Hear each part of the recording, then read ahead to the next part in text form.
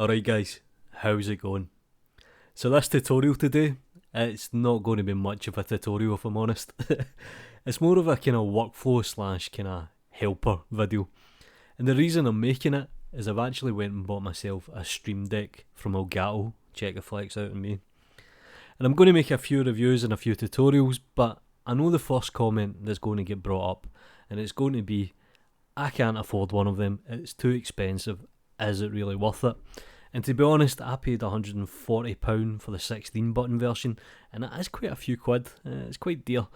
But in my defence, I think it'll actually speed up my workflow and it help me out a little bit, plus it's a cool toy. But I'm going to show you a free alternative, and this works on Android or iOS, and it pretty much is Stream Deck on your mobile phone.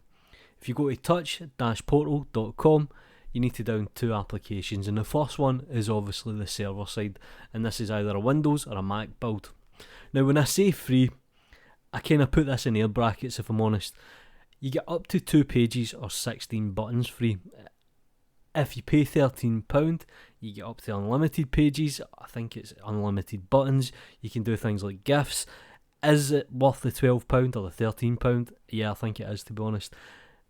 Again, I think the free version will get you by, but once you've downloaded the Windows application or the iOS, install it, run it like any other application, and let the firewall access the application. And I'll speak about this in a second. And then what you need to do is download the application for your actual mobile device. So for me, I'm an Android user, so I go to the Play Store and I downloaded Touch Portal. I'll put all the links in the description down below. And once that's done, everything's set up, you'll go through a kind of setup stage and it'll connect via your Wi-Fi, and this essentially talks between your Wi-Fi and your mobile phone, between ports. And this is one thing I kind of I'm not sure about. I've not done a Wireshark, so I don't necessarily what ports are really being opened, but do you want privacy or do you want comfort? And at the end of the day, I don't know, it's completely up to yourself, but it does work over USB if that helps. So Touch Portal is pretty much like Stream Deck on a mobile phone, and you can see here the interface that I've quickly set up.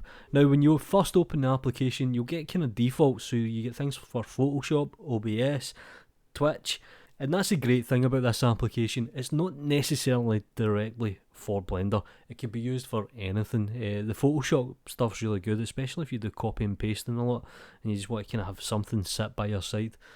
Now you're probably thinking, it's £13, I can buy a macro keyboard for $20.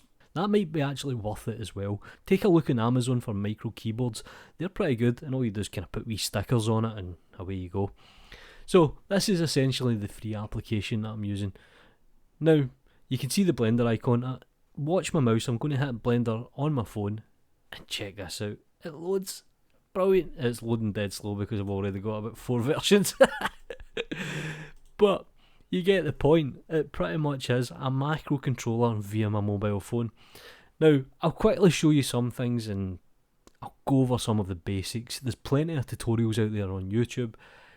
Now, one thing I have to mention is, when my computer restarted, it had a little bit of trouble actually updating the UI, and I ended up deleting all the buttons, restarting the computer, and it worked fine, so you might run into that issue. So you can see here on the right, we have a bunch of add actions. We can start an application, we can even run a batch file, shortcut, open folder. That's a handy one as well. In terms of navigation, you can do things like go to a page, a URL. You have inputs, which pretty much acts like your keyboard. You can have utilities, lock computer. You can do logic gates, so you can actually start building macros on top of macros, which is pretty cool. You have HTTP. You can also use IFFT, which can connect to things, and pretty cool. You can do things if you've got like a Philips Hue, or there is a lot you can do with this application, if I'm honest. So the first thing I'm going to do is I'm just going to set up a quick button for use in Blender, just to give you an example. So I'm going to make a virtual key, and I'm going to make something really stupid for Blender. So essentially what I can do here is I'm going to press S to scale, and I'm going to hit add. Then I'm going to give the button some text. I'll call it scale. Can't spell. You can change around the padding and things like this as well. You can also change the background colour, so I'm going to make this a lovely red and blue. Why not? And you can see nothing happening here at the moment, and that's because transparent background is enabled, and once I take that off, everything's pretty cool. You can also add an image, so you can make a PNG, an SVG, I think it takes JPEG, or you can use an actual icon. I just like the text, it's simple enough. You can do it on event, so if something presses, it does an event. You can do it on hold.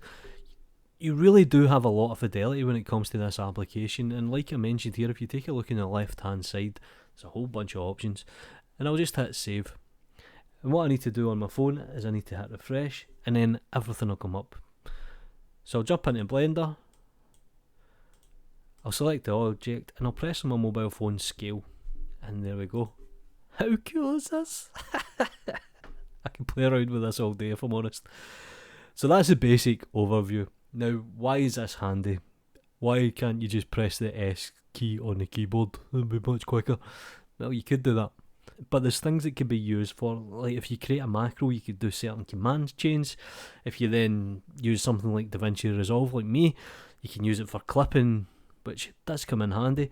It has more than one use, and it saves you 140 quid if I'm honest. And it's pretty cool, and you get to mess around with the UI. And that's pretty much Touch Portal. Now, if you've got any questions, put them in the comments down below. Do me a favour, guys, like the video, subscribe to the channel, it really does help the channel out. Follow me on Twitter, you know what to do. Take care.